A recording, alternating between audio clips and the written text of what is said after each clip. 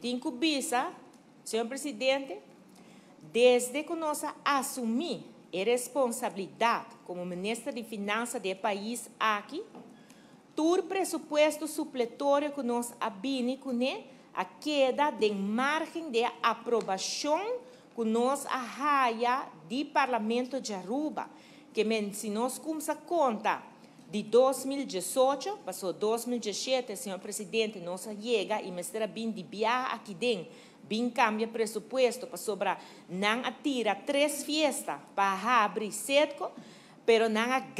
e Sedco não bem. Então, já agora não queda buraco grande dentro do presupuesto e não atrai presupuesto supletório, mas nós arraia nos meses, também agora não para por atender que o assunto é. Pero depois, ora nós atrai presupuesto 2018, já não vai adiante, senhor presidente, nós não ter a bem pedir parlamento placa extra, nós bem se just e cambio não necessário para refletir